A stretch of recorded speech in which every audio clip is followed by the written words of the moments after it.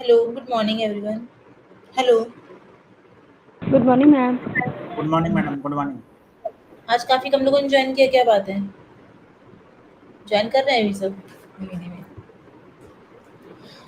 अच्छा, आप लोग को एग्जाम की न्यूज़ मिली कि लास्ट सेमेस्टर एग्जाम होने या नहीं होने हैं कुछ? मैडम होने हैं, 22 जून से होने हैं एग्जाम। आज शाम को शेड्यूल आएगा। आज शेड्यूल आएगा ना? हाँ इस सेमेस्टर की कब से आए होगा एग्जाम, इस सेमेस्टर वाला? मैडम, क्या कह रही हैं? इस सेमेस्टर का एग्जाम कब होगा फिर? इसका नहीं होगा। जो थर्ड सेमेस्टर का हम लोग का छूटा हुआ एग्जाम है, 2 पेपर, हाँ वो होंगे। हाँ, वो मुझे पता है, बट इसके एग्जाम से भी तो होने हैं आप लोग के। जुलाई, आफ्टर जुलाई मिड से स्टार्ट हो सकते हैं। तो फिर 22 जून से क्लासेस नहीं होंगी आई थिंक फिर आपकी। हाँ मैडम, इस वीक क्लास तो नहीं होनी चाहिए अब कल से। अब आज शेड्यूल आना चाहिए पहले। देखिए, ऐसा जब तक क्लास होती है मैं ऐसा कर रही हूँ कि आपके जो इम्पोर्टेंट टॉपिक्स हैं इन योर सिलेबस, पहले मैं उन्हें कवर करा देती हूँ, कि ऐसा ना हाँ हो कि क्लास वाइंड अप हो जाती है तो आप लोग को टॉपिक छूट जाएँ सारे। इससे जो इम्पोर्टेंट इम्पोर्टेंट टॉपिक होंगे सारे यूनिट्स के पहले मैं वो कवर करा देती हूँ, उसके बाद बाकी टॉपिक्स कराए जाएंगे, ठीक है? तो डेली एक नया टॉपिक लेके स्टार्ट करा के उसे वाइंड अप कर दूंगी सेम क्लास में। और कोई प्रॉब्लम हो तो मुझसे पूछते जाइएगा। ग्रुप में तो ऐड हैं ही सभी लोग, बच्चे हैं सारे। नोट्स में कोशिश करूँगी, टाइम मुझे नहीं मिल पा रहा है तो मैं जल्दी कोशिश करती हूँ नोट्स दे दूँ आप लोग को, जिससे आप लोग को प्रॉब्लम कोई ना आए। वैसे एग्ज़ाम्स तो जुलाई में ही होंगे इसके, अभी आप लोग को फिलहाल लास्ट सेमेस्टर का पढ़ना है, 22 जून वाले एग्ज़ाम्स का। देखिएगा जैसा होता है फिर। तो लास्ट टाइम पे क्या टॉपिक डिस्कस हुआ था, याद है किसी को टॉपिक क्या डिस्कस हुआ था? नहीं याद है? चलिए आज ऐसा करते हैं, फिर रिक्रूटमेंट सिलेक्शन पॉलिसी स्टार्ट करते हैं कि what is process of recruitment and selection. Wait करें या स्टार्ट कर दें बच्चों का? चलिए अटेंडेंस से बात चेक कर लेते हैं। Amit Jain, yes madam. Archita, Yes, ma'am. Ishita, present ma'am. Yes, ma'am. Sagar. Sagar, are you present in the class? Okay, अगर नहीं प्रेजेंट है तो कोई बात नहीं। Come to the topic, recruitment selection policies. Last time पे आई थिंक कुछ डिस्कस हुआ कुछ रिक्रूटमेंट सिलेक्शन पॉलिसी के रिगार्डिंग? कुछ नहीं हुआ डिस्कस? थोड़ा डिस्कशन तो हुआ ही होगा आई थिंक। अच्छा, कोई आइडिया किसी को रिक्रूटमेंट सिलेक्शन पॉलिसी का? What is recruitment and what is selection policy? क्या मीनिंग होती है रिक्रूटमेंट की?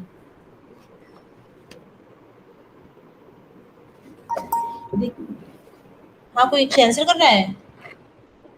नहीं कर रहे हैं आंसर? चलिए कोई बात नहीं। किसको माइक की प्रॉब्लम है? सागर, अच्छा माइक प्रॉब्लम है।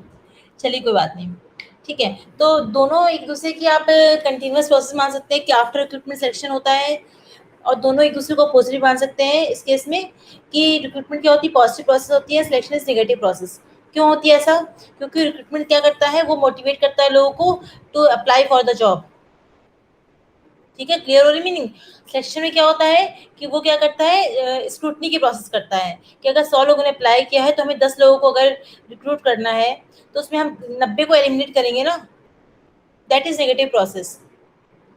क्लियर हो रही मीनिंग? रिक्रूटमेंट केस में क्या करते हैं, लोगों को मोटिवेट करते हैं कि वो हमारी कंपनी में जॉब के लिए अप्लाई करें, ऑर्गेनाइजेशन में अप्लाई करें for the job. And selection में क्या करते हैं, जस्ट अपोजिट होता है इसमें। इसमें हम क्या करते हैं, लोगों को एलिमिनेट करते हैं for the job, that they are not qualified for the job. इतनी मीनिंग सभी को क्लियर हो गई? क्लियर है बेटा? Yes answer ma'am. करिए आप यस लोग। मैम। समझ नहीं आए पूछते जाना तुरंत ही। पहले डेफिनेशन देखते हैं, डेफिनेशन क्या होती है इसकी generally. Generally, the recruitment is the development and maintenance of adequate manpower resources.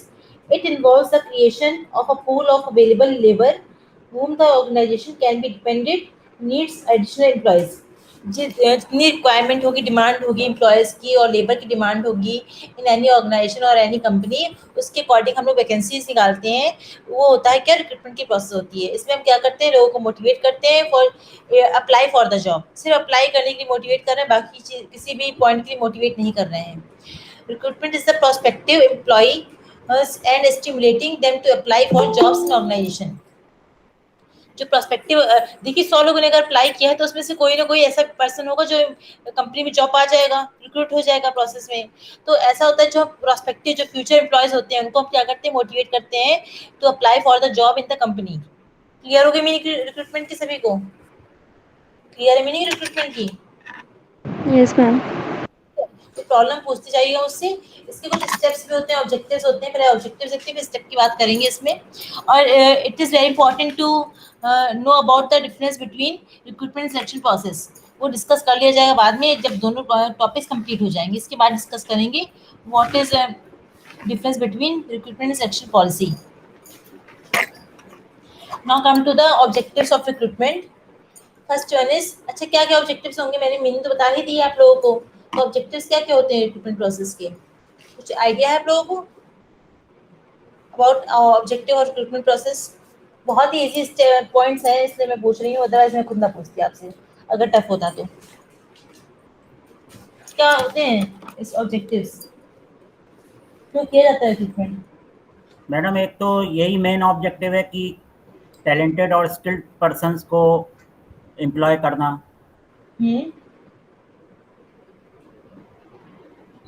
Basic अच्छा ऑब्जेक्टिव क्या होगा, ये तो होगा चलो टैलेंटेड स्किल्ड पर्सन है या एक्सपीरियंस, उनको एम्प्लॉयमेंट दे रहे हैं। और क्या बेसिक नीड क्या है, क्यों हम जॉब दे रहे हैं किसी को? कुछ रीजन होगा जॉब देने का, ऐसे तो दे नहीं देंगे किसी को जॉब हम, क्यों? पहली बात तो क्या आपकी कंपनी में डिमांड है एम्प्लॉयज की, मैन पावर की डिमांड है। जो आप वर्क कर रहे हैं उसके अकॉर्डिंग आपके जो एम्प्लॉयज है सफिशिएंट नहीं है for proper working in the organization. First priority is to complete or to fulfill the demand of manpower in the organization. ठीक है। सेकेंड पॉइंट आपका आ जाएगा कि हाँ हम एक्सपीरियंस पर्सन को या स्किल्ड पर्सन को रिक्रूट कर रहे हैं, जॉब दे रहे हैं इन द कंपनी, ये आपका सेकंड आ जाएगा। बस फर्स्ट क्या है कि अपनी डिमांड को फुलफिल करना, जो मैन पावर की रिक्वायरमेंट है ऑर्गेनाइजेशन में उसे हम कंप्लीट कर रहे हैं।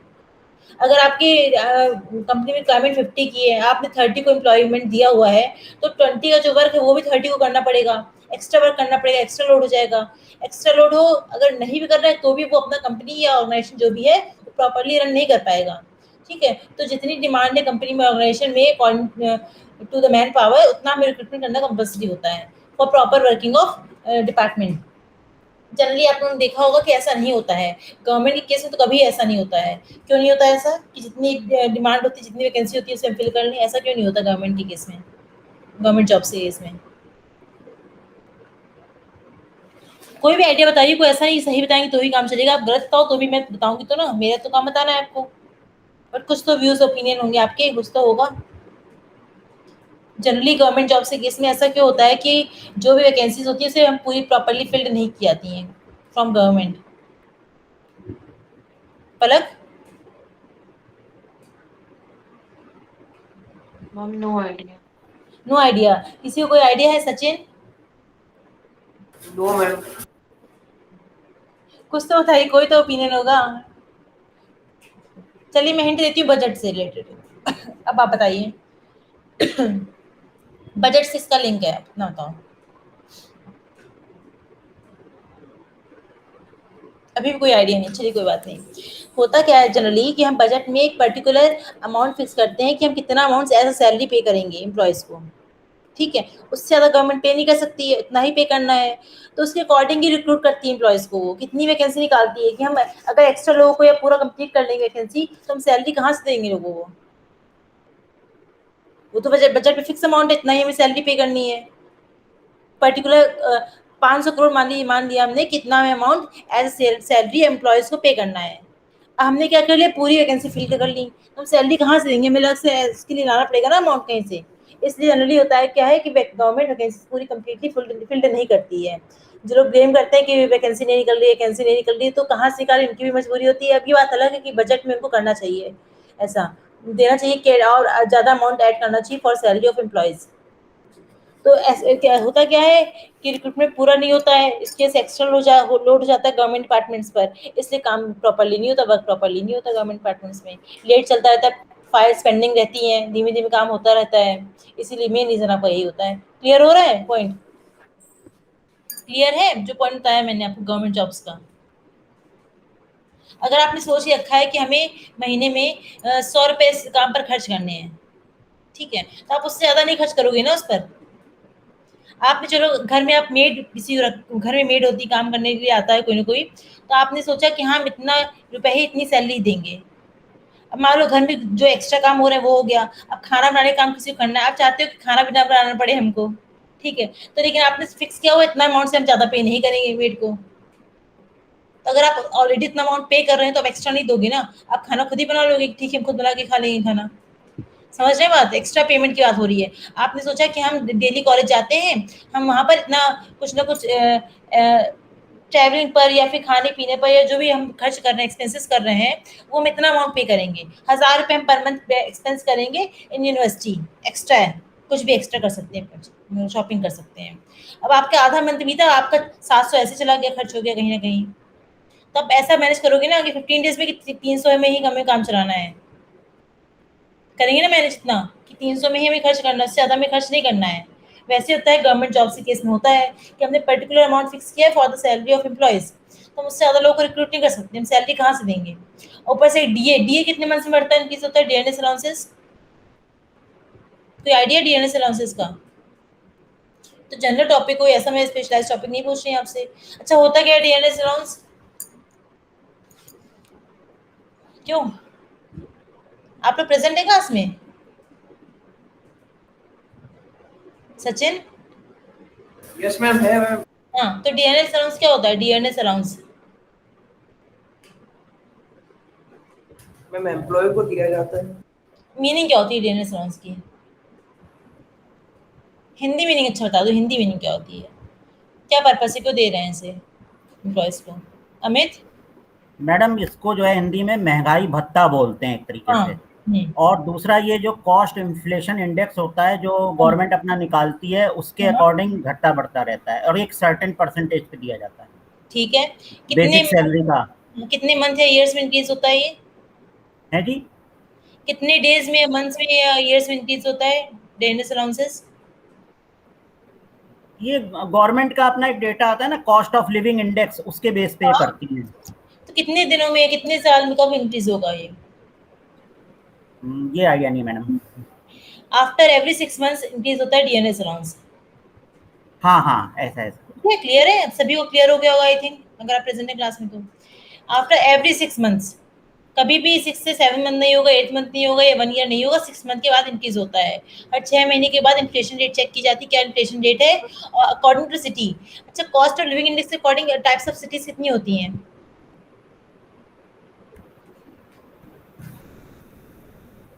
क्या पूछ रही है madam? According to cost of living index, what is the types of cities? How many types of cities in India?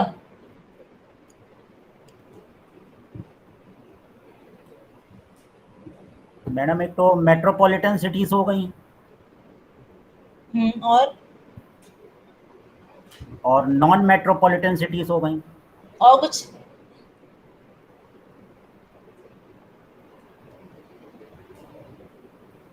बस? Archita? Yes, ma'am. How many types of cities according to cost of living index? Generally there are two types. 2 types. Ma'am, Which I'm not types? sure. I'm metropolitan and ma'am other cities which are non-metropolitan cities. ठीक है, चलिए आप दोनों ने same answer किया है, but answer आपका जितना भी आप मान सकते सही मान सकते, बट ऐसा होता नहीं है। There are 3 types of cities, type A, type B and type सी।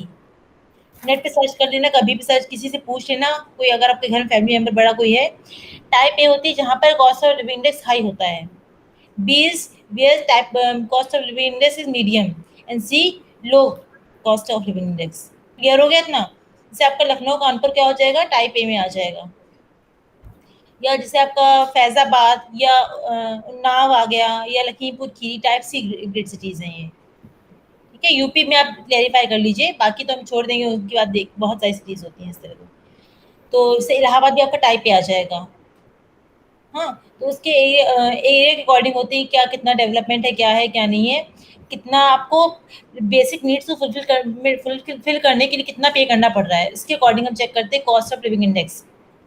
बहुत इंपॉर्टेंट टॉपिक है एचआर सब्जेक्ट का। ठीक है, चलिए come to the topic, objectives of recruitment policies, recruitment process. First is क्या है कि आपके जो एम्प्लॉयज की डिमांड से फुलफिल करने के लिए रिक्रूटमेंट करते हैं, जो डिमांड्स को फुलफिल करें। Second is to introduce new employees with new perspective to lead the company, new employees को हायर करना जिससे कंपनी में नए नए आइडियाज़ हैं, नए नए थॉट्स आए जिससे कंपनी डेवलप कर सके। Next is to invite fresh candidates with multi dimensional skills and experiences that suits the present and future organizational strategies. जैसे आपने बताया, किसी ने बताया था कि स्किल्स, न्यू स्किल एम्प्लॉयज़ को हायर करना या एक्सपीरियंस एम्प्लॉयज़ को हायर करना, ये आपका थर्ड मोटिव या ऑब्जेक्टिव हो जाएगा। Next is to search skilled and fit personal as per the values of company. Company की मिशन, विजन, ऑब्जेक्टिव, गोल्स के अकॉर्डिंग किस एम्प्लॉय के लिए रिक्वायरमेंट है हमें, उसके अकॉर्डिंग एम्प्लॉयज को हायर करना। That is next motive. Next is to search for talent globally and not just within the company. कभी अच्छा आपने सुना होगा रिक्रूटमेंट विद इन कंपनी होता है या नहीं होता है, ये पता है कि नहीं पता है? विद इन कंपनी कोई रिक्रूटमेंट होता है या नहीं होता है?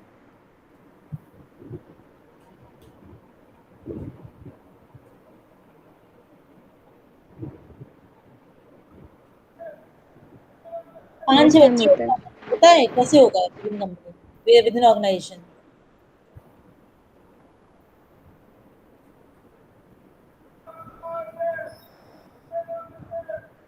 कैसे होगा रिक्रूटमेंट विद इन ऑर्गेनाइजेशन? बहुत इजी, आप लोग सब कुछ सबको पता है, आप मैम लोग जो लोअर पोस्ट पे लोग हैं उनको हायर पोस्ट पे पोस्टिंग देना। प्रमोशन करना है। हाँ, प्रमोशन। बहुत इजी पॉइंट है, बाकी और पॉइंट्स भी आते हैं इसमें, वो बाद में बताएंगे। तो ये आपका हो जाता है। इससे हम क्या करना है कि अगर कोई कंपनी में हायर करना है किसी को या रिक्रूट करना है, अगर एक्सटर्नली रिक्रूट करना है, तो जनरली आपने देखा होगा कि यहाँ से इंडिया से भी ज़्यादा कंट्रीज में लोग जॉब करने के लिए जाते हैं, या आपका कैंपस प्लेसमेंट होता है फॉरेन कंपनीज में, मल्टीनेशनल कंपनीज में। तो जनरली ठीक ठाक अगर कंपनीज होती है, ऑर्गेनाइजेशन होती हैं, एमएनसीज होती हैं, वो क्या करती है, ग्लोबली हायर करती है एम्प्लॉयज़ को। किसी पर्टिकुलर सिटी में या पर्टिकुलर कंट्री में बेस नहीं होती है, वो ग्लोबली एम्प्लॉयज़ को हायर करती है for different, for fulfil the need of skill और talent of employees in the company organisation. Next point is to search people for future requirements. Future में भी क्या क्या डेवलपमेंट करने हैं। अगर मान लीजिए फॉर एग्जांपल किसी को कोई नई टेक्निक डेवलप करनी है किसी कंपनी में, जैसे मोबाइल की अगर बात करें, या 4G 5G 6G, 5G अब लॉन्च होने ही वाला है इंडिया में जल्द ही। इस पर R&D का वर्क चल रहा है, टेस्टिंग हो रही है। तो जो कोई नई टेक्निक डेवलप करनी है, उस केस में हमें न्यू एम्प्लॉयज़ क्या न्यू स्किल की रिक्वायरमेंट होगी। Without new skill development, without new skill, we can't develop any new idea or any new invention. अगर नए नए मोबाइल लॉन्च हो रहे हैं, टच स्क्रीन, जैसे पहले टच स्क्रीन मोबाइल नहीं थे, तो पहले किसी ने तो स्टार्ट किया होगा ना, किसी ने तो इन्वेंट किया होगा ना ये काम। कैसे आया? न्यू स्किल की रिक्वायरमेंट हुई इसके लिए, किसी एक कंपनी ने पहले स्टार्ट किया होगा, सारी कंपनी तो एक साथ कर नहीं दे रही है काम। या आर्टिफिशियल इंटेलिजेंस स्टार्ट हुई होगी, तो किसी ने स्टार्ट किया होगा, इन्वेंट किया होगा ये काम। तो इसके लिए क्या होता है, न्यू स्किल की रिक्वायरमेंट होती है। अगर कोई आपको नया इन्वेंशन करना है, R&D वर्क करना है, उस केस में क्या होता है, न्यू स्किल की रिक्वायरमेंट होती है, जिसके लिए रिक्रूटमेंट प्रोसेस इंपॉर्टेंट होती है। क्लियर हो गया सभी को पॉइंट? सारे पॉइंट्स क्लियर है सभी को? Yes ma'am. तो 5 लोग हैं तो आंसर कर दिया करो, अदरवाइज मैं एक एक कर नेम भी पूछ सकती हूँ, नेम वाइज कर सकती हूँ। Next topic is types of recruitment. What is the main types of recruitment? Basically they are two. अच्छा टाइप्स आप बताओ पहले, फिर हम स्टार्ट करते हैं। टाइप्स आप बताइए पहले, क्या क्या टाइप्स होंगे रिक्रूटमेंट के, फिर हम बताएंगे कैसे कैसे क्या क्या सोर्सेज हो सकते हैं रिक्रूटमेंट के।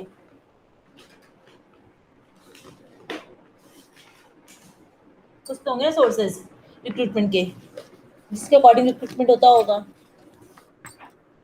क्या क्या मेथड्स हो सकते हैं रिक्रूटमेंट के? Types of recruitment two types होते हैं हाँ, क्या क्या होंगे? Ma'am, internal source and external source. ठीक है, और फर्दर क्लासिफिकेशन होता है इसका या इतना ही होगा?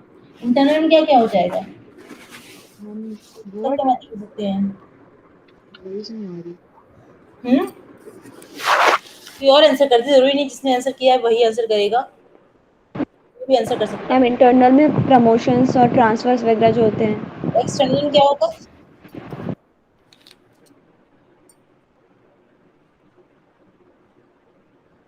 एक्सटर्नल में तो मैडम रिक्रूटमेंट एडवर्टाइजमेंट्स होते हैं, वो आएंगे। और ऑनलाइन एडवर्टाइजमेंट्स हैं।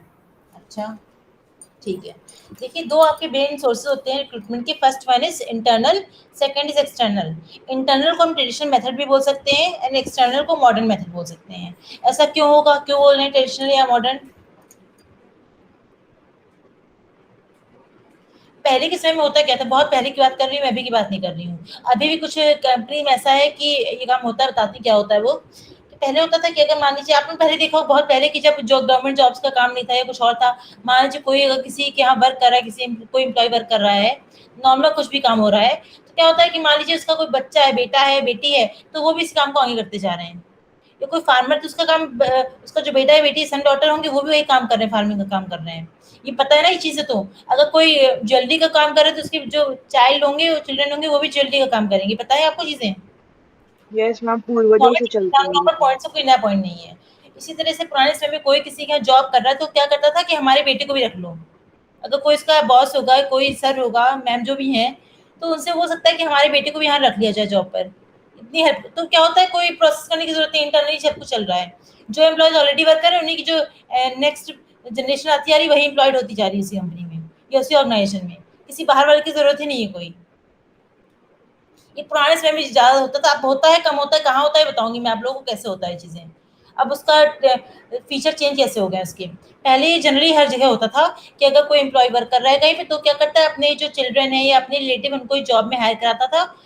विद आप रेफरेंस बोल सकते हैं, जो भी बोले, लिंक्ड बोले, कनेक्शन बोले, पर ये प्रोसेसिंग होती थी, इसलिए बोलते थे ट्रेडिशनल मेथड, कि पहले से ही चलता आ रही चीजें चलती आ रही हैं। अब इसका जो फॉर्म है वो चेंज हो गया। कैसे चेंज हुआ है, कोई आइडिया इसका आपको?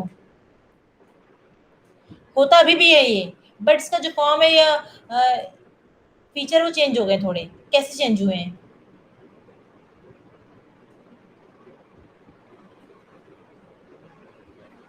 है कोई आइडिया किसी को? अच्छा, अभी गवर्नमेंट की ऐसी स्कीम है कि अगर कोई किसी एम्प्लॉय की डेथ हो जाती है, कई सारी कंपनी में ऐसा होता है, तो क्या करते हैं, उनके भी जो डिपेंडेंट होते हैं, वाइफ हो सकती है या वाइफ केस में हस्बैंड हो सकता है, या फिर सन या डॉटर, जो भी valid legal son and daughter की बात होती है। अगर आप लोग लॉ पढ़ेंगे तो वहां पे मेंशन किया जाता है कि लीगल सन एंड डॉटर या अनमैरिड डॉटर, ये सब मेंशन किया जाता है उस केस में। तो ऐसा कुछ इसमें हर पॉइंट स्पेसिफाई होता है लॉ के केस में। तो उसमें क्या होता है कि जो डिपेंडेंट होते हैं किसी एम्प्लॉय के, उनको जॉब दे दी जाती है। ये पता होगा सभी को, पता है कि नहीं पता है? किसी की एम्प्लॉय यस मैम। डिपेंडेंट होते हैं, फैमिली मेंबर्स होते हैं, उनको जॉब दे दी जाती है। तो इसी का एडवांस वर्जन बोल सकते हैं आप इसे। जो ट्रेडिशनल मेथड चल रहा था, इंटरनल चल रहा था, उसी का एडवांस वर्जन क्या हो गया कि in the case of any death we recruit the dependent family members of the employee. Clear हुआ सभी को ये? प्लस कुछ ऐसे ऑर्गेनाइजेशन, फॉर एग्जांपल रेलवे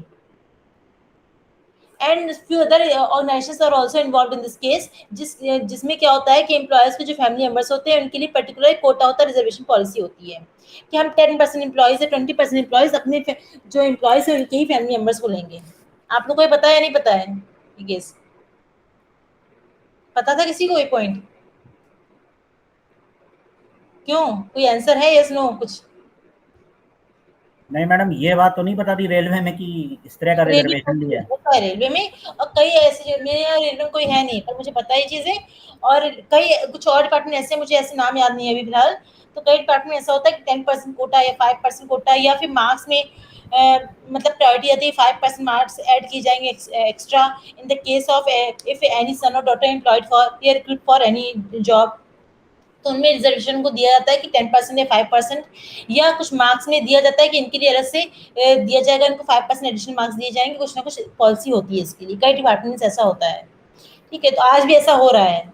उसका क्या हो रहा है, फॉर्म चेंज हो गया, मॉडर्न वर्जन आ गया, एडवांस वर्जन आ गया, पर अभी भी ऐसा होता है कि ट्रेडिशनल के कुछ मेथड्स को फॉलो किया जाता है। तो now come to the main topic which is sources of recruitment methods. First one is traditional और internal, second is modern and external. इसलिए इसे मॉडर्न एंड ट्रेडिशनल बोला जाता है। तो क्लियर हो गया हो थोड़ा थोड़ा क्यों मॉडर्न ट्रेडिशनल ये सब क्यों बोला जा रहा है? अच्छा, फर्स्ट डिस्कस करते हैं इंटरनल मेथड या ट्रेडिशनल मेथड। इसके क्या क्या मेथड हो सकते हैं? बताया था ना किसी ने भी, क्या क्या हुआ होगा?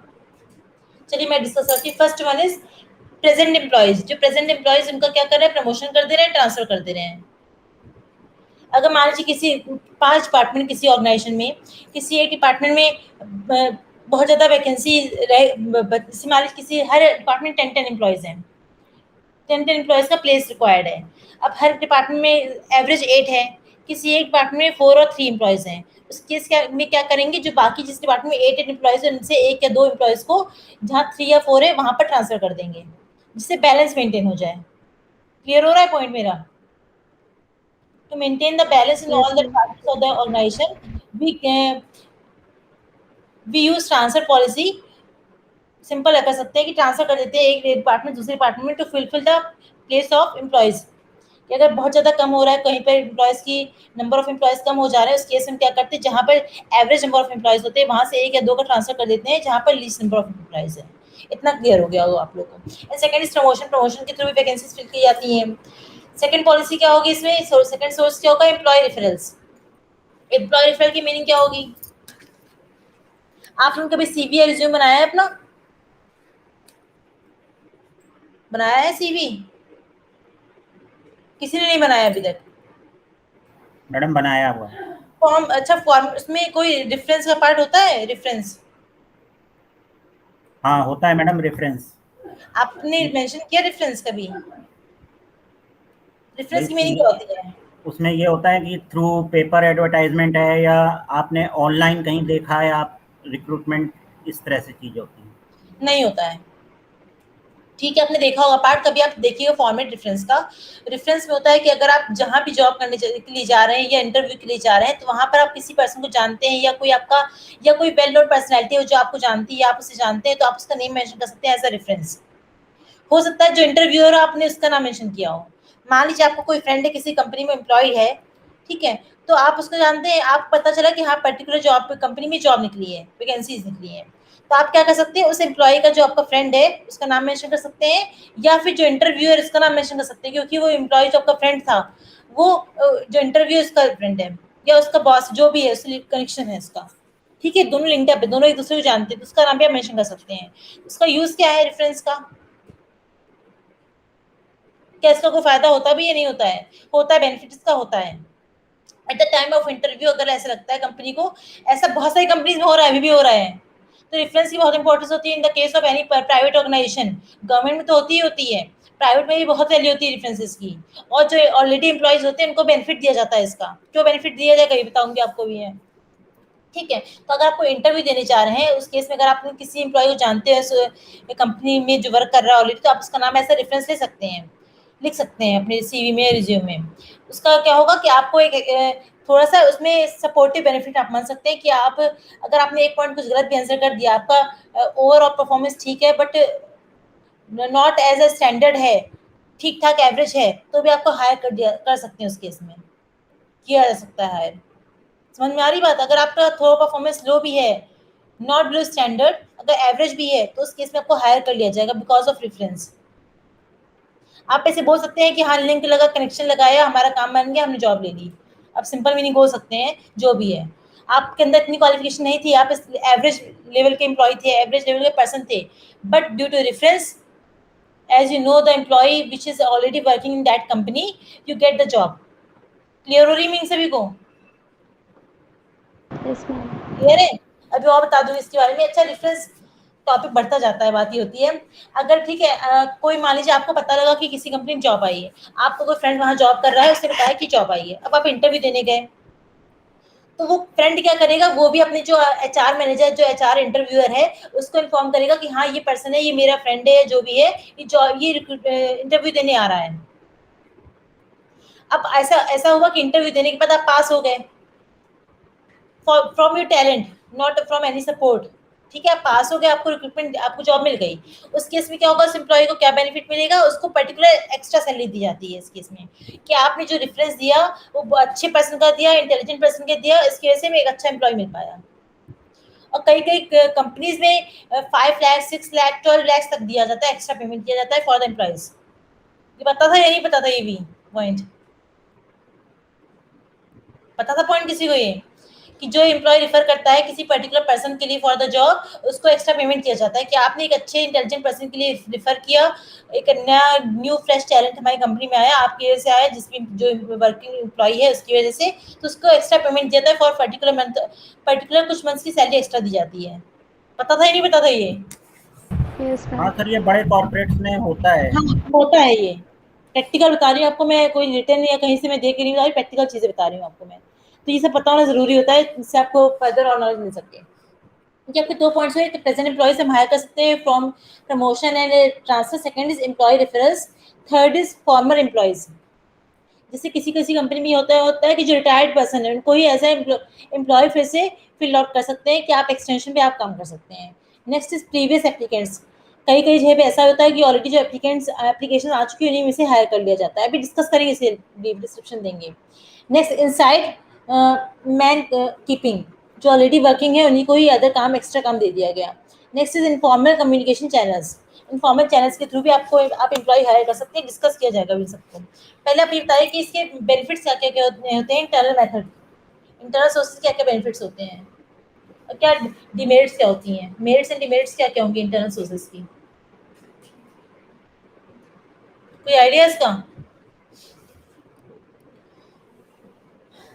कोई आइडिया है किसी को? एक पॉइंट बता दो, बाकी सारे पॉइंट मैं बता दूंगी आपको, कोई प्रॉब्लम ही नहीं। अच्छा ये बताइए, आप लोग को नोट्स अगर मैं हैंड रिटन नोट्स दूं या सॉफ्ट कॉपी दूं, पीडीएफ दूं, कैसा क्या दूं बताइए मुझे, या बुकिश नोट्स दूं? Ma'am, handwritten notes. मैम देखो हैंड रिटन नोट्स दे दीजिए पीडीएफ सारे में। तो नहीं मिल पाएंगे, जितने मुझे पॉसिबल होगा मैं लिख दूंगी। और प्लस प्रॉब्लम क्या होती है हैंड राइटिंग की, आपको समझ में आ रही है हैंड राइटिंग या नहीं समझ में आ रही, ये इशू भी होता है। क्योंकि मेरे नोट्स अभी के नहीं, पुराने पड़े हुए नोट्स कभी के होंगे तो उसको देख के देना पड़ेगा मुझे। तो देखती हूँ जैसा बनता है, Ma'am, अगर आप देखिए PDF दे दीजिए, but ma'am please bookish मत दीजिए. बुकिश ना दें, पीडीएफ ठीक है, पीडीएफ देखूंगी, पीडीएफ मिल जाएगा वो दे दूंगी आपको। हाँ, तो क्या क्या बेनिफिट्स हैं, क्या डिमेरिट्स क्या क्या होंगे, डिसएडवांटेजेस इंटरनल सोर्सेज के? एक सिंगल पॉइंट बता दो आप, बाकी मैं डिस्कस कर लूंगी। चलो एक सिंगल पॉइंट बताइए आप मुझे। फर्स्ट इज इकोनॉमिकल, कि कॉस्ट कम लगती है। अगर आप वैकेंसी निकालेंगे, एक एडवर्टीजमेंट उसका आएगा, आपको हायर करने के लिए पर्टिकुलर डे चाहिए, उसके टाइम एक्स्ट्रा लगेगा, सब कुछ होगा, तो आपको एक्स्ट्रा कॉस्ट पे करनी पड़ेगी। अगर आप इंटरनली प्रमोशन कर दे रहे हैं, ट्रांसफर कर दे रहे हैं, या किसी के रेफरेंस से किसी को जॉब दे दे रहे हैं, तो आपको एक्स्ट्रा कॉस्ट पे नहीं करनी पड़ती। सिंपल मीनिंग है इसकी। क्लियर हो रहा है पॉइंट से भी? कोई इकोनॉमिकल होता है, कॉस्ट नहीं एक्स्ट्रा पे करनी पड़ती है इस केस में। Second is suitable. इस केस में क्या होता है कि आपको वैकेंसी इंटरनली करनी है, आप अपने अकॉर्डिंग इनफॉर्मल सोर्स से कहीं से भी आप रिक्रूट कर सकते हैं किसी पर्सन को। ठीक है, आपको लगता है कि आपने देखा कोई पर्टिकुलर पर्सन इंटेलिजेंट है, अकॉर्डिंग टू जॉब इंटेलिजेंट है, स्किल्ड है, तो आप उसे हायर कर लेते हैं, तो आपको एक्स्ट्रा वैकेंसी निकालने की करने की जरूरत नहीं पड़ती है। Next is reliable. इसमें वही केस आ गया कि अगर आप किसी पर्सन को जानते हैं जो रिलायबल फॉर पर्टिकुलर जॉब, आप उसे हायर कर सकते हैं, आपको एक्स्ट्रा पे नहीं करना पड़ेगा इस केस में। सेटिस्फाइंग, अगर आपने जैसे फॉर एग्जांपल आप किसी एम्प्लॉय के रिलेटिव को भी हायर कर रहे हैं, तो आप उसके से हो सकते हैं निकाल सकते हैं किसी भी टाइम पर, या प्रमोशन भी कर रहे हैं तो आप किसी भी टाइम उसको रिजाइन करवा सकते हैं, जॉब से निकाल सकते हैं, कुछ भी कर सकते हैं, अपने कंट्रोल में ले सकते हैं। ठीक है, तो आप सेटिस्फाइड रहते हैं किस चीज़ में कि हाँ इस पर्सन को जानते हैं, आप इससे कोई भी काम करवा सकते हैं according to your need. Satisfactory level high हो जाता है। इस तरह डिमेरिट्स कुछ होती हैं। क्या डिमेरिट्स होंगे? आपके पास लिमिटेड चॉइस होती हैं कि अगर आपको फैमिली मेंबर से ही हायर करना है या इंटरनली प्रमोशन के थ्रू, ट्रांसफर के थ्रू ही हायर करना है, तो उस केस में आपके पास लिमिटेड नंबर ऑफ चॉइस होती हैं। अगर एक्सटर्नली करेंगे तो आपके पास मोर नंबर ऑफ एप्लीकेंट्स हो जाएंगे। ठीक है, तो कुछ ये आप पढ़ लीजिए, बहुत ईजी पॉइंट है, डिस्कस नहीं कर रही हूँ मैं। बहुत सारे पॉइंट्स होते हैं इसमें, बहुत सारे 8-10 पॉइंट देख लीजिएगा, अदरवाइज मैं नोट्स दे दूंगी, डिस्कस नहीं करती हूँ। सोर्स एक बार डिस्कस कर लेती हूँ फिर से कि सोर्सेज क्या क्या होते हैं रिक्रूटमेंट के। इंटरनल सोर्सेज, प्रमोशन में आपको सबको क्लियर होगा कि थ्रू प्रमोशन पॉलिसी, प्रमोशन के लिए कई जगह एग्जाम भी होते हैं, कई जगह पर एक्सपीरियंस के अकॉर्डिंग प्रमोशन हो जाता है। कोई एग्जाम्पल पता है जहाँ एग्जाम होते हो प्रमोशन के लिए? कोई ऐसा ऑर्गेनाइजेशन आपको याद आ रहा हो जहाँ प्रमोशन के एग्जाम होते हो? मैडम कोई जैसे बैंकिंग इंडस्ट्री है, उसमें बैंकिंग, CAIIB हाँ। के एग्जाम होते हैं, JIIB के एग्जाम हाँ, होते हैं, ठीक है, बैंकिंग वगैरह में एग्जाम्स होते हैं फॉर द प्रमोशन अभी प्रमोट होंगे वहाँ। और डिमोशन भी होता है कई जगह पर। ऐसा नहीं होता, बैंकिंग सेक्टर में डिमोशन होता है कि अगर पर्टिकुलर ईयर्स में एग्जाम क्वालिफाई नहीं कर पाए तो आपको डिमोट कर दिया जाएगा।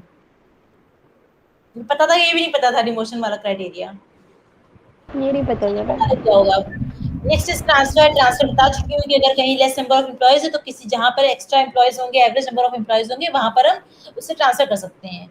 Next is recommendation of present employees. अगर कोई एम्प्लॉय किसी को रिकमेंड कर रहा है, उस केस में उस पर्टिकुलर पर्सन को एम्प्लॉयमेंट दिया जा सकता है। नेक्स्ट आपका होता है एडवर्टाइजिंग। एडवर्टाइजिंग में भी अगर मेंशन करना है कि इंटरनल एम्प्लॉयज ही एप्लीकेंट होंगे। जैसे LIC में क्या होता है, जनरली ऐसा होता है कि एडवर्टाइजिंग निकलता है, बट उस केस में वो लोग स्पेसिफाई करते हैं वो लोग कि जो ऑलरेडी इंटरनल एम्प्लॉयज हैं वही इसमें अप्लाई कर सकते हैं फॉर द जॉब पोस्टिंग के थ्रू हम कर सकते हैं कि आपने कहीं ट्रांसफर कर दिया अदर सिटीज़ में, अदर डिपार्टमेंट से, उसके थ्रू आपने रिक्रूट कर लिया।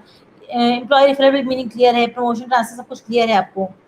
या प्रीवियस एप्लीकेंट कि आपने एक बार जॉब के लिए एडवर्टीजमेंट निकाला, उसमें 100 लोगों ने अप्लाई किया, 10 को आपने रिक्रूट कर लिया, बचे 90 एप्लीकेंट्स। तो आपने फिर से एडवर्टीजमेंट निकाला कि जब नेक्स्ट टाइम आपको रिक्वायरमेंट पड़ी एम्प्लॉयज़ की, तो आप एडवर्टीजमेंट क्या निकालेंगे, जो ऑलरेडी अप्लाइड एप्लीकेंट्स हैं वही इंटरव्यू देने आए, जो 90 बचे थे ऑलरेडी लास्ट केस में उन्हीं को आपने इंटरव्यू देने आए, या इंटरव्यू नहीं देना है तो वो आप लोग आके अकॉर्डिंग टू मेरिट ज्वाइन कर सकते हैं, ज़रूरी नहीं इंटरव्यू लिया जाए इस केस में। जो मेरिट बनी होगी at the time of interview, at the time of first interview हुआ, उसमें 100 लोगों ने इंटरव्यू दिया, 10 लोगों को सेलेक्ट कर लिया, बाकी 90 की कुछ तो मेरिट होगी, 1 2 3 4 11 12 13 14 कुछ मेरिट होगी। जब नेक्स्ट टाइम हमें रिक्वायरमेंट पड़ी किसी एम्प्लॉय की, तो हमने उस मेरिट के अकॉर्डिंग ही लोगों को ईमेल या व्हाट्सएप के थ्रू या कॉल के थ्रू नोटिफाई कर दिया कि आप जॉब आके ज्वाइन कर सकते हैं। तो ये भी इंटरनल मेथड में ही आ जाएगा। ठीक है, now come to the modern method और external method. What are the different methods? Modern method की बात करें, क्या क्या मेथड हो सकते हैं मॉडर्न के केस में, इसके क्या क्या बेनिफिट्स होंगे, क्या डिमेरिट्स होंगे इस केस में। सबसे पहला बेनिफिट क्या होता है इस केस में, लार्ज नंबर ऑफ एप्लीकेंट्स होते हैं, क्या चॉइसेस बहुत ज़्यादा होती हैं, न्यू स्किल के आने की चांसेस होती है, मोटिवेशन इम्प्रूव होता है ऑर्गेनाइजेशन का। अब लॉन्ग टर्म बेनिफिट्स होते हैं, अगर आप नया एम्प्लॉय कुछ हायर कर रहे हैं तो पर्टिकुलर टाइम पीरियड के लिए अपनी जॉब चेंज नहीं करेगा, बट इसमें क्या होता है एक्सपेंसेस इंक्रीज हो जाते हैं इस केस में, अनसर्टेनिटी इंक्रीज हो जाती है, श्योरिटी नहीं होती कि जो एम्प्लॉय आ रहा है वो अच्छा काम करेगा या नहीं करेगा, बेनिफिशियल होगा कंपनी के लिए या नहीं होगा, ये श्योरिटी नहीं होती इस केस में। मेथड्स क्या क्या होंगे एक्सटर्नल के, क्यों क्या क्या मेथड्स होंगे? फर्स्ट वन इज, कोई बताओ, एक बता दो फिर मैं बाकी बताऊंगी आपको। एडवर्टीजमेंट, इतनी देर से बोल रही एडवर्टीजमेंट, सिंपल बता दीजिए एडवर्टीजमेंट के थ्रू हो सकता है। सेकंड, एम्प्लॉयमेंट एक्सचेंजेस, डिफरेंट आपके सर्विस सेंटर्स ओपन हुए हैं या रिक्रूटमेंट सर्विस एक्सचेंज ओपन हुए, जहाँ पर क्या कर सकते हैं अपने आप को रजिस्टर कर सकते हैं, आपको जब जॉब की रिक्वायरमेंट होगी इंटरव्यू कंडक्ट कराया था, इसके थ्रू आपको जॉब मिल जाती है।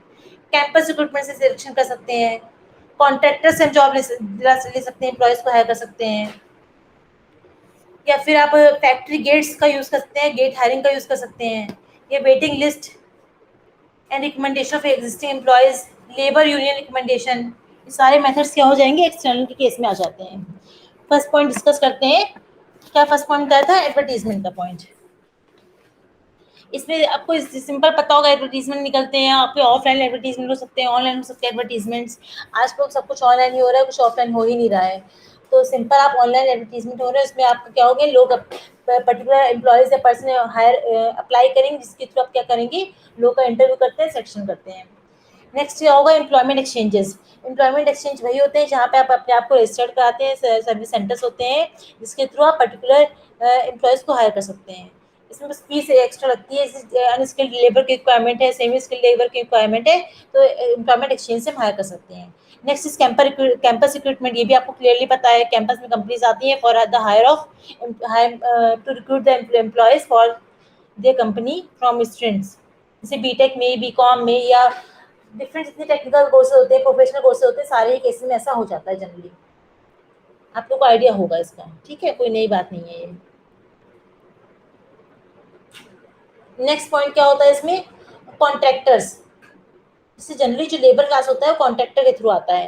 जैसे आपकी यूनिवर्सिटी में बात करें, इसमें जैसे स्वीपर्स हो गए या गार्डनर्स हो गए, या जो क्या आते हैं कॉन्ट्रैक्ट के थ्रू आते हैं, या जो टाइप राइटर्स होंगे वो भी कॉन्ट्रैक्ट के थ्रू आते हैं, पर्टिकुलर कॉन्ट्रैक्ट के लिए, भले एक्सटेंशन चलता रहे उनका 1 ईयर 2 ईयर नेक्स्ट 10 ईयर तो चलता रहे, बट वो आते हैं कॉन्ट्रैक्ट के थ्रू ही आते हैं कि आपको पर्टिकुलर कॉन्ट्रैक्ट के लिए जॉब दी जा रही है। Next is factory gate. What is factory gate? Factory gate में होता क्या है, जॉब ये आपका परमानेंट भी हो सकता है, टेम्परेरी हो सकता है, क्योंकि कोई एम्प्लॉय किसी कंपनी में जा रहा है जॉब के लिए तो क्या करता है, at the office which is already maintain in the factory gate, simple factory gate ही बात करेंगे, वो अपना सीवी या रिज्यूम वहाँ पर सबमिट करके जाता है। अगर कंपनी को कभी लगता है कि हाँ ये एम्प्लॉय स्किल्ड है, अकॉर्डिंग टू जॉब है, तो उसे हायर कर सकती है कंपनी, फ्रॉम इंटरव्यू और एनी डायरेक्ट भी हायर कर सकती है। From the recommendation of existing employ, अगर एग्जिस्टिंग एम्प्लॉय किसी को रेफर कर रहा है, वो कोई एक्सटर्नल पर्सन हो सकता है, जरूरी नहीं इंटरनल हो, तो एक्सटर्नल के केस में हम इसको लेंगे तो उसके थ्रू भी हायरिंग की जा सकती है। Next is labour union recommendation, labour जो ऑलरेडी वर्क कर रहे हैं, लेबर यूनियन किसी को रेफर कर रही है फॉर द एक्सटर्नल पर्सन, उसको भी हायर किया जा सकता है, ये भी एक एक्सटर्नल मेथड होता है। और क्या हो सकता है, फील्ड ट्रिप्स। फील्ड ट्रिप क्या कि अगर आप कहीं किसी भी पर्टिकुलर प्लेस पर जा रहे हैं, वहाँ आपने देखा कि पर्टिकुलर कोई कॉलेज ऐसा है या कोई ऐसा ऑर्गेनाइजेशन जहाँ पर स्किल लेबर है या स्किल पर्सन है फॉर द जॉब, तो वहाँ से भी हायर कर सकते हैं आप। And last is deputation. Deputation means कि आप जैसे मान लीजिए कि कोई कहीं पर्सन कोई जॉब कर रहा है या किसी अदर पार्ट में कोई वैकेंसी आई, अदर ऑर्गेनाइजेशन को वैकेंसी आई जहाँ पर 7 years 5 years की एक्सपीरियंस की रिक्वायरमेंट थी। अगर तो कोई सिलेक्ट होता है थ्रू इंटरव्यू, डेपुटेशन मीन्स कि change of job for particular period, कि आपने 5 साल की रिक्रूटमेंट लिया कहीं पर, उसके बाद आप अपनी दोबारा जॉब पर आ जाएंगे। मान लीजिए कोई आपका प्रोफेसर, आपके डिपार्टमेंट कोई प्रोफेसर है, उनको कहीं और जॉब मिली फ्रॉम डेपुटेशन 5 years के लिए, 3 years के लिए, तो क्या होगा, आफ्टर 3 years वो वापस अपनी प्रोफेसर की जॉब में वापस आ जाएंगे आफ्टर 3 years जॉब करने के बाद।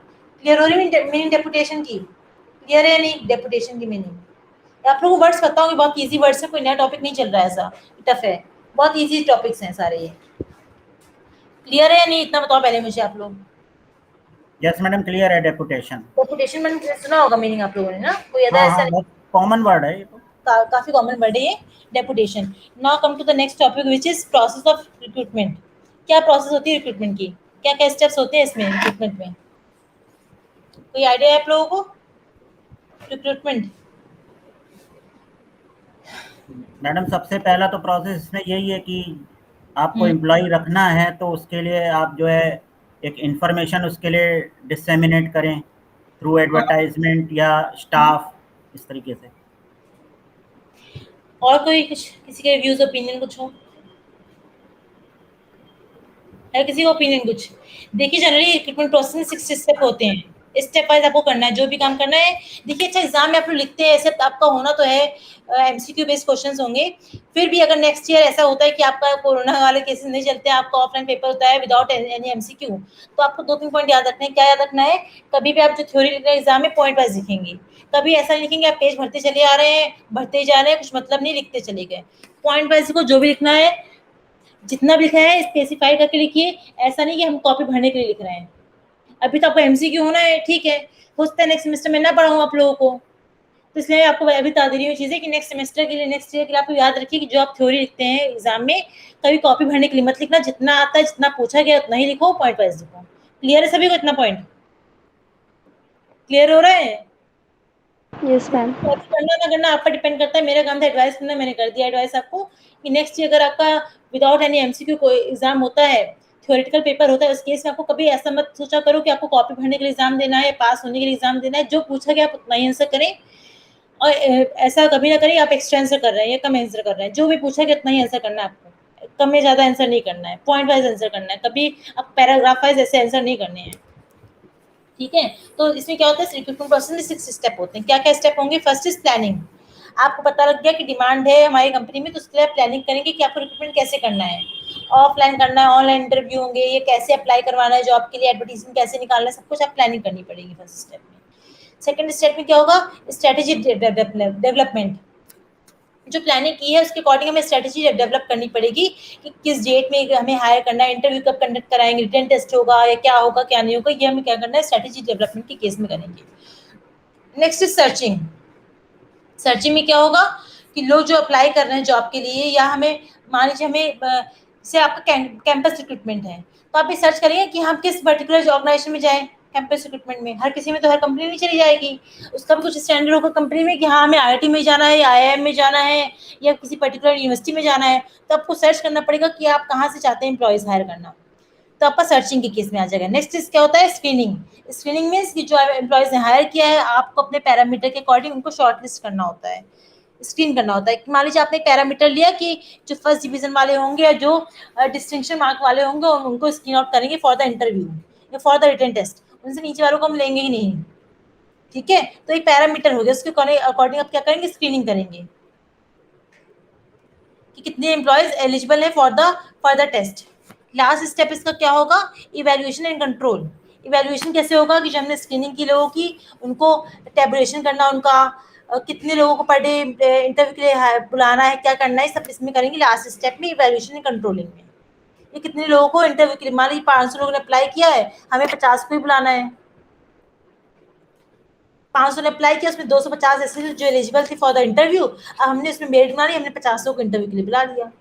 तो लास्ट स्टेप में आ जाएगा, इवैल्यूएशन एंड कंट्रोल में आ जाएगा। क्लियर हो रही मेरी सभी को? इतनी क्लियर है सबको? Yes ma'am.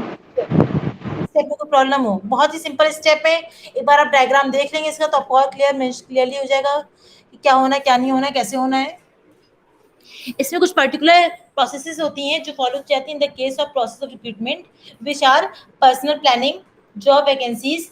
These are included in the first step of recruitment process. अगर आपको नोट करना कर सकते हैं, अदरवाइज मैं नोट्स दूंगी आप लोग को। जो फर्स्ट स्टेप होता है रिक्रूटमेंट प्रोसेस का, which is recruitment planning. In this planning step there are two main processes.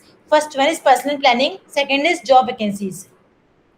In the second step of recruitment, which is strategy development, there are 3 steps: job analysis, recruitment planning, number and types of employees, and last is strategy development. In the third step of recruitment process, which is searching, it includes following steps such as employee requisition, second is searching, activation, selling message and media, through selling message and media. Last is applicant population. Next step of recruitment process is screening, which includes applicant pool and screening. And in the last step of recruitment, which is evaluation and control, we use potential hires and selection of the employees. These are the basic steps which are used in recruitment process. Clear हो गया सभी को? इतना clear है बेटा सबको? Yes ma'am. कोई problem तो नहीं किसी को? चलिए आज इतना रखते हैं, कल आपको नेक्स्ट टॉपिक सेक्शन स्टार्ट करेंगे और टाइम बचेगा तो जॉब स्पेसिफिकेशन भी कल करा देंगे, ठीक है? और कोई प्रॉब्लम हो तो पूछ लीजिए, अदरवाइज क्लास वाइंड अप करते हैं आज की।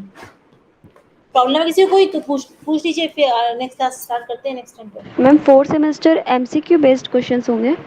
एमसीक्यू बेस्ड ही होंगे, आपके जो 22 जून से होंगे वो भी एमसीक्यू बेस्ड होंगे, और जो नेक्स्ट सेमेस्टर की एग्जाम होगा जुलाई में वो भी आपका एमसीक्यू बेस्ड होगा, दोनों ही, और 1.5 घंटे का पेपर होगा।